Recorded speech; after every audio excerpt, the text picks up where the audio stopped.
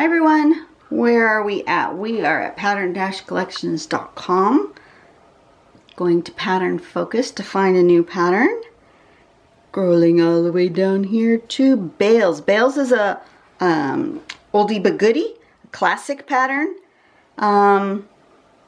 that can also be called, is it also called Flower of Life? Yes.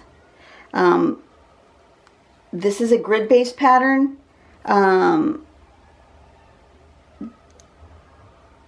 If you use a dot grid instead of the lines, you get the Flower of Life pattern. And that's one of the oldest patterns in the world, which is really cool. So if you don't want the lines in it, just do either a dot grid or do the grid in pencil, draw these lines, and then erase the pencil, and you'll get Flower of Life. So either one works. I'm going to leave it at Bales. Simple though, you'll draw yourself a grid. Okay? And then from one corner to the next, on each side of the line, you're going to draw a little arch. Just like that. And then on the other side, I tend to draw like all the way through and then all the way through and then go to the next line. You do what you have to do. Okay, and then the same thing going the other way, top and bottom, and you end up with this kind of pattern. You can color it in, or you can just shade. Your grid does not have to be exactly even like this. So that's what I'm going to do, is I am going to do an uneven grid and show you what it looks like when it comes on an uneven grid. Now this is a pattern that I've done a ton of times. So it's one of the few that I don't have to quote unquote learn. Let me get my light on so you guys can see really well. I'm going to do it on a bigger page. I'm going to draw myself a little border just so I don't get too close to the edge, because that's something I don't like. If you like going straight up to the edge, please feel free to do that. You know, you don't have to follow exactly what I do. I'm just showing you how I draw. But if you, I know there's a few people who like to follow along, and that's cool too. Whatever you want. And then I'm going to do a non-standard grid. Maybe going toward the corner. So let's do a line like that. And like this.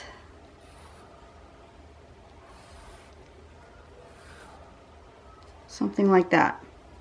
Okay? And then let's curve it. Usually I would curve this way, but I think I'm going to curve the other way.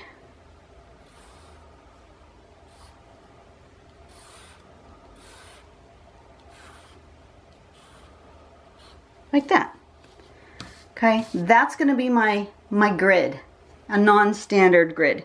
Your grids don't have to go exactly parallel to one another with exactly the same size boxes. They don't have to. Just do what you want to do. I think for this one, I'm going to do something different than I've done before, which is I'm going to make a really thin grid. I'm going to use my 005 to make the grid part. So let's see, you guys can see. And you'll notice that I don't follow necessarily exactly on the pencil line, and that's okay, because the pencil is just a general guideline. It is not set in stone.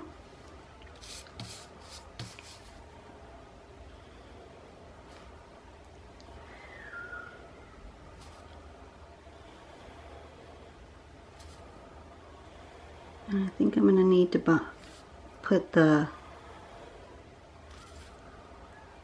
border. I should have done that first, but I didn't, so that's okay. I'm going to get a nice big fat border with my brush.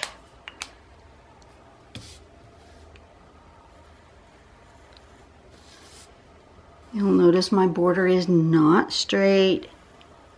It's not perfect. I think that makes for a more unique thing, a more hand-drawn look. If you want yours perfect, you absolutely can do that. You can get yourself out a ruler and make it perfect. But to me, part of the beauty of this art is that you can see that it was hand-drawn and that it's not, you know, mechanically made. Okay, erasing all my little pencil marks because I didn't follow them exactly. See, I've got a really super thin grid. I'm going to play with some line weight. So I've got a super fat one. That's my fattest. That's my thinnest. So I'm going to go somewhere in between. Maybe an 05.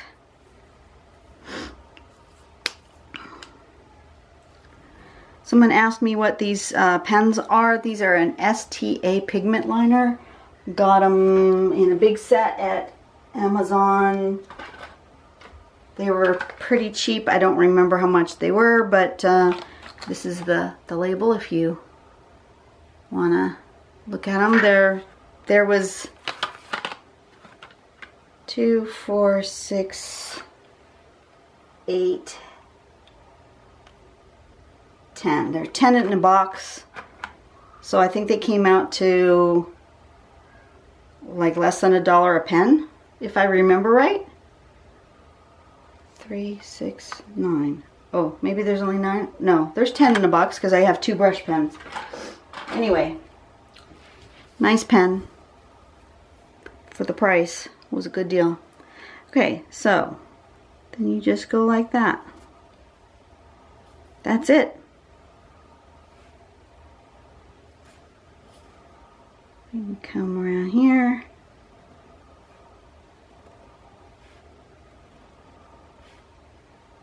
Like that.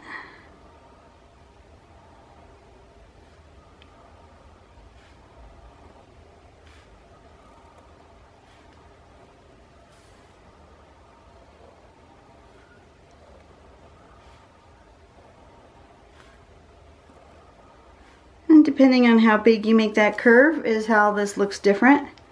I'm making it really quite shallow today.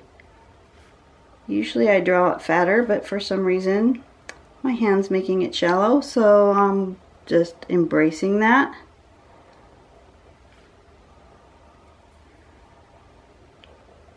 And like I said, I usually go this side then this side, but for some reason today I'm not, so I'm embracing that as well.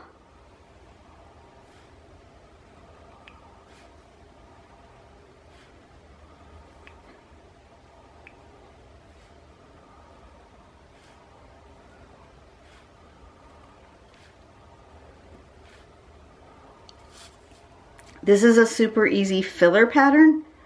If you have an area you're not too sure what to do with, stick some Bales in there. You don't have to think about it very much.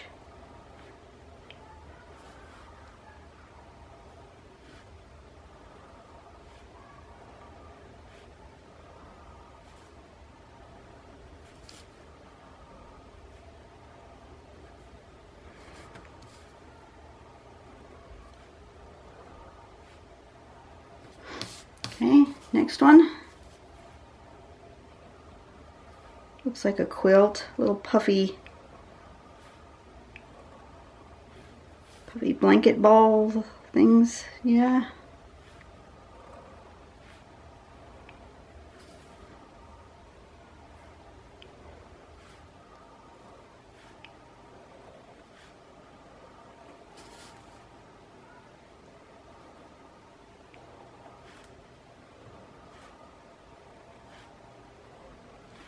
So I've got my thing with a fat, really thin, and a medium. I think I'm feeling like I want to do something else with this besides just leaving it like this.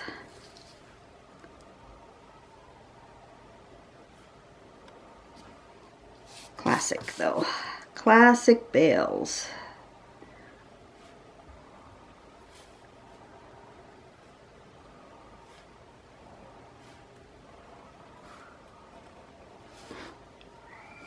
I'm ready for another question. You ready for another question? What was the last YouTube video you watched? Well, I have found a new bunch of folks to listen to.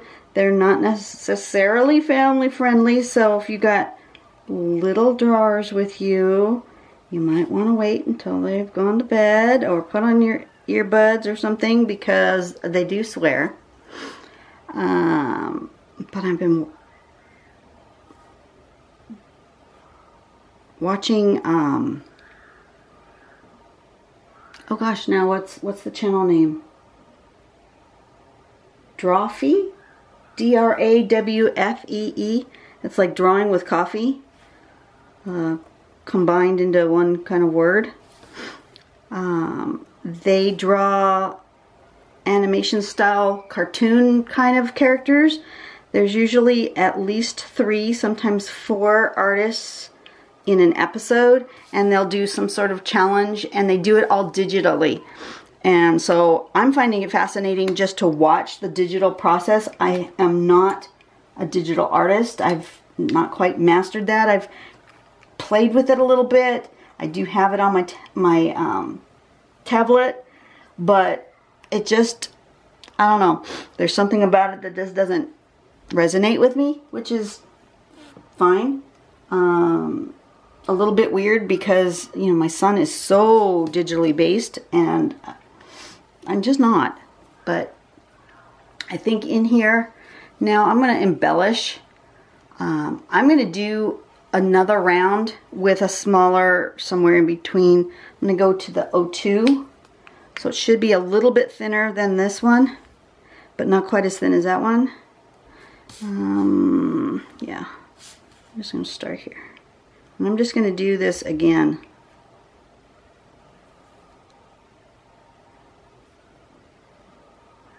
But yeah, I've been watching them. They're hilarious.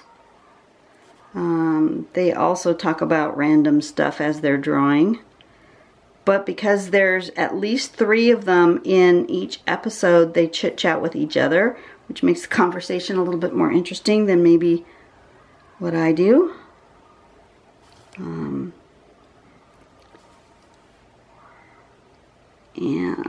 they do sometimes edit their video to kind of compress it just a little bit, but rather than like fast forwarding, all of a sudden it just jumps, the drawing jumps. But you get the main part of the drawing first before it jumps to a more detailed part. And it's absolutely hilarious, some of them. The one I watched recently was something about, oh, Scooby-Doo. Each of them had, or one of them, I don't know if it was each of them or it was just one of them. I think it was just one of them, had gone and found several titles of Scooby-Doo episodes. And the people who were drawing had to draw based on just the title of the Scooby-Doo episode. And you know, those Scooby-Doo episodes can be a little weird. And it was absolutely hilarious. And then at the end they showed what the animators of Scooby-Doo did for they were supposed to draw the quote-unquote monster. You know, in Scooby-Doo there's always a monster that's usually not really a monster or not really a ghost, but somebody in disguise of a monster or a ghost. You would think that after a while Scooby and the gang would know that this happens like everywhere that they go, and that they would just start pulling on the faces of people because they know there are people in costume and masks. But that doesn't seem to be what they do. They have to investigate first, which is interesting. This is how I usually draw it. I usually do both sides. Why I went down just one side, I don't know, because I usually do both sides as I draw.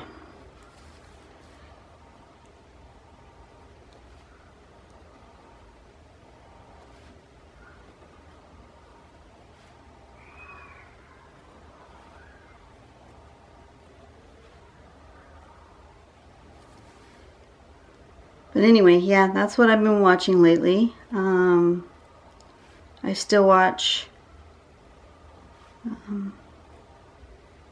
Draw with Waffles or Bailey J or Jazza or Casey Golden. I'm watching all of them people. But I'm also watching art pouring videos. I'm watching Deliberately Creative. I'm watching all sorts of stuff. I've become a YouTube junkie. I'm going to do this one more time with my super thin one, my 005.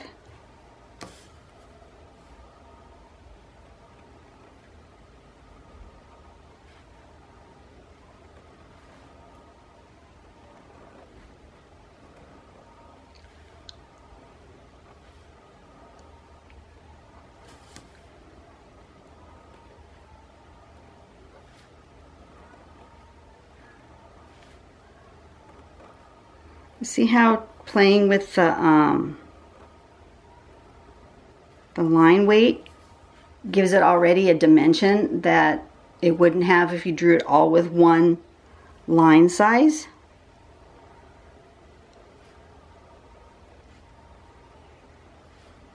So don't be afraid to change up your pens. You don't have to draw only with an 01 micron. Not required. Not even required to draw with a micron. Use whatever pen you have. I prefer the pigment liners or the technical liners.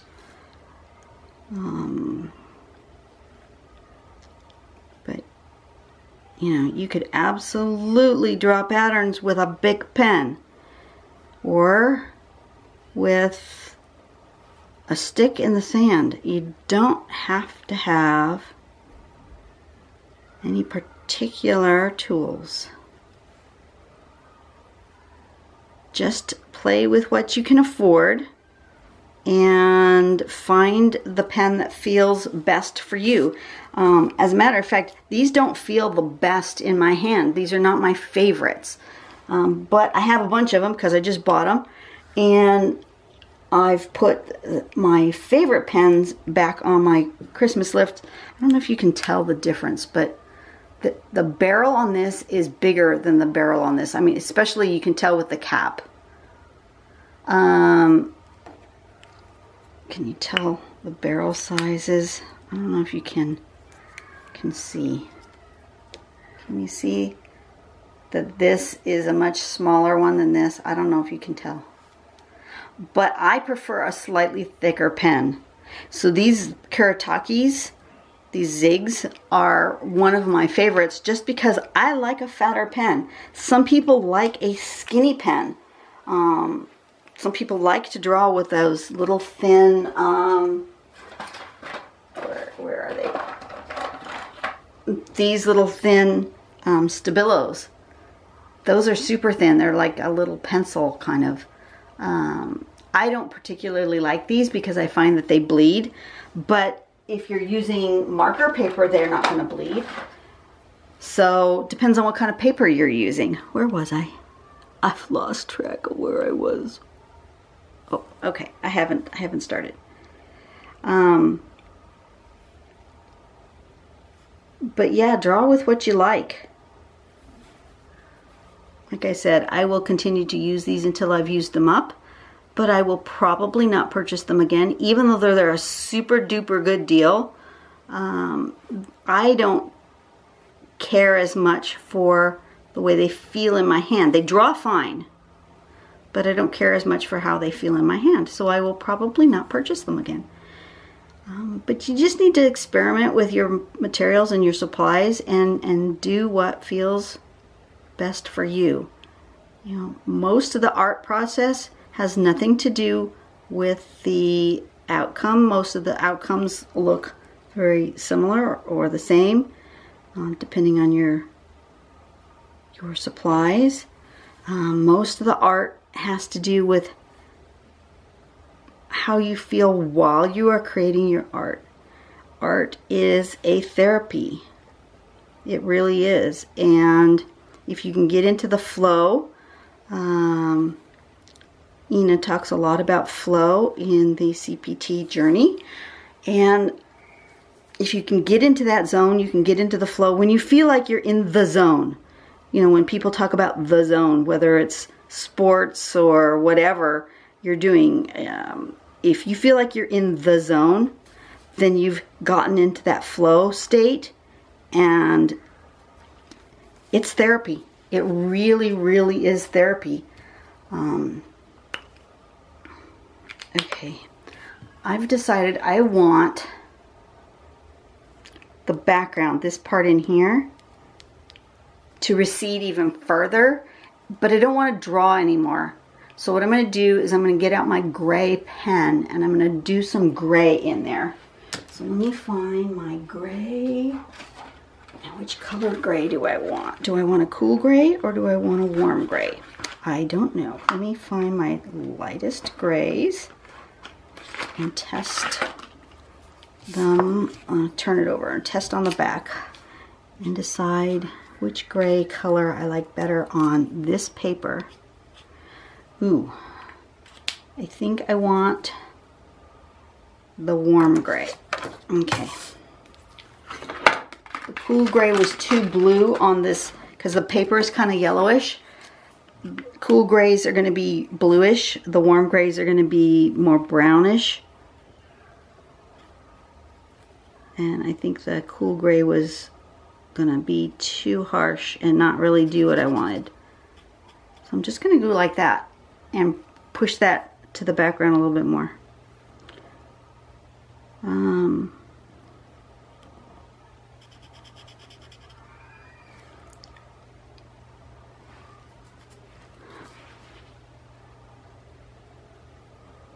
So anyway, what was I saying? I've already forgotten. It's okay.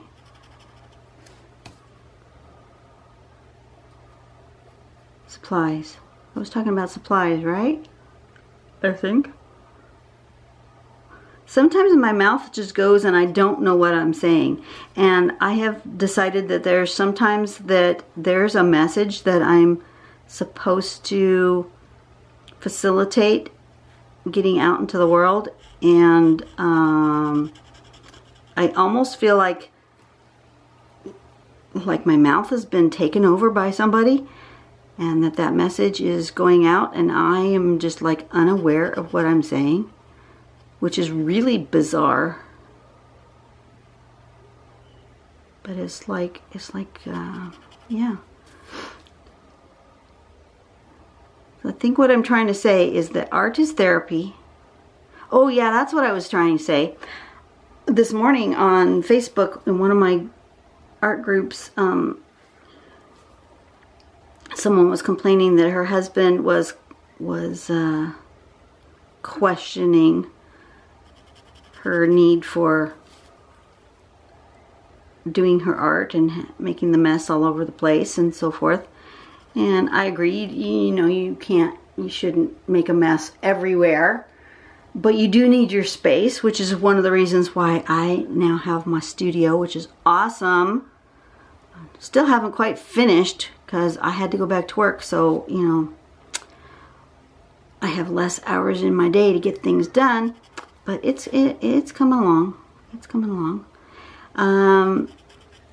But that, you know, art is therapy, and a lot of times it's not the result, the finished product that is the important part of doing art. The important part of doing art is the doing the art. When you get into that flow, into that zone, and you're doing your art, there's something that happens. I believe it happens chemically in your brain, kind of like, you know, how running gives you that dopamine, and it chemically gives you that thing in your brain. Well, I think creating the art does the same thing. And I told her, I says, well, you know, tell your husband, you know, if he's complaining about art supplies. And she wasn't spending thousands of dollars, you know, 20 bucks here, 30 bucks there. It seems like a lot, but at the same time, I says, you know what? Tell your husband that you'll stop buying art supplies and you'll stop doing your art at home, but that you will look up an art therapist in your area, and you will go to the art therapist once a week at $100+ a session, and you'll leave the art there and you won't bring home any art. And but he has to pay for you to go as often as you need in order to get that therapy. I betcha he'll stop complaining. Because to me, it isn't about the art. Because he was saying, well, you don't ever sell anything, yada, yada, yada. It's not about selling stuff. You know, I have not sold not one piece of my art. I've given a lot away, but I haven't sold any of this. I've done those few books that I was commissioned to do. But, you know, I didn't, to be honest, I didn't make much. I made less than $20 per drawing and some free books. It was like, you know, not even worth, it wasn't worth the time and effort that I put into it, put it that way. But I did it because it was fun. And, you know, a little recognition is something different. But the point is not the art. I mean, the point is the doing. That's what I'm trying to say. I need to put a name here. And I need to sign it to where I have room for the name. I almost didn't leave room.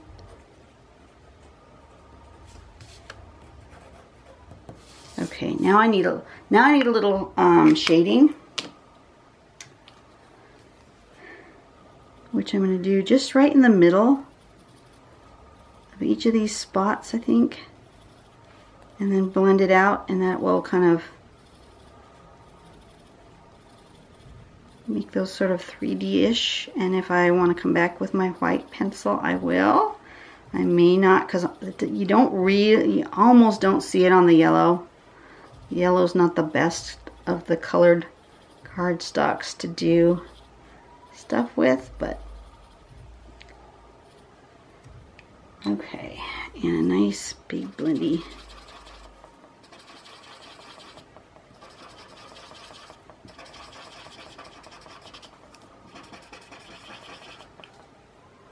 Does that help?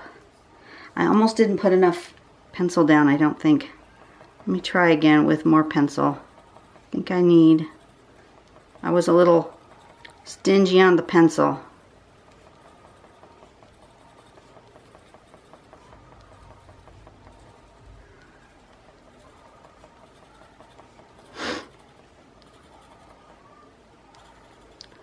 Okay.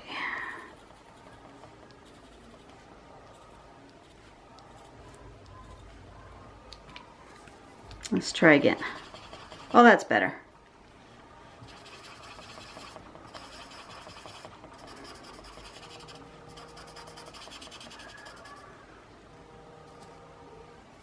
What?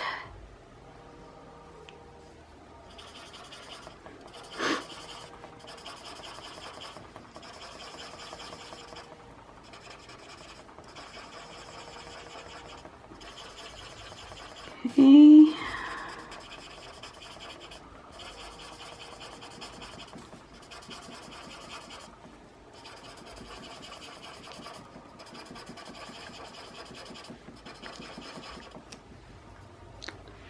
Something's making a click-clocking noise as I wiggle my table. Oh well.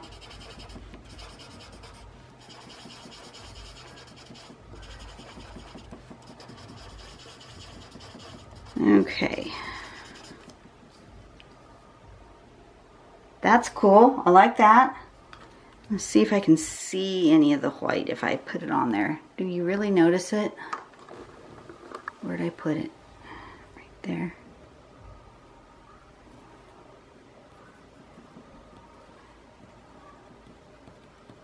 Not really. If I was doing this on the tan paper, you'd really notice that. And I'm not sure I want to waste the pencil on that.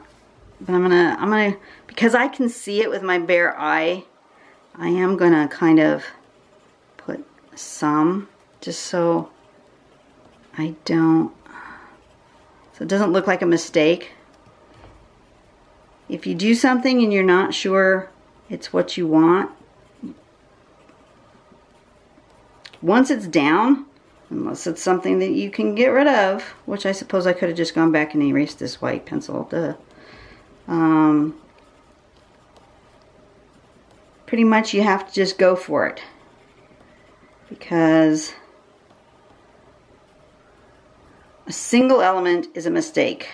A repeated element is a feature. You do something that you weren't expecting, your pen did some weird thing, do that weird thing somewhere else at least 3 times, and then it becomes an on purpose instead of a mistake, and nobody knows it was a mistake but you. That's probably the hardest thing with our own work, is, you know, we're always our own worst critics, and you know, oh, I didn't do a very good job. Mine doesn't look like yours. Well, yours is never going to look like mine, and if I drew this exact same thing again, mine would not look like mine. So don't beat yourself up that yours doesn't look like mine. It's fine. That's number 1. Number 2 is you tend to say that it doesn't look like what you thought it was going to look like. So you have a picture in your head of what it's going to look like at the end. And if it doesn't look exactly like the picture you thought it was going to look like at the end, you consider it a failure. And it's not a failure. It's just different. But other people have no idea what your plans were. They don't know what you thought it was going to look like at the end. And they look at it and go, oh, that's awesome. Okay? So don't beat yourself up over things. Just FYI. It's today's rant. All right. So you guys have a great day. I will see you tomorrow. Go out and do something nice for somebody today. You know, go give them a compliment on something that you know that they've struggled with and that they've worked really hard on.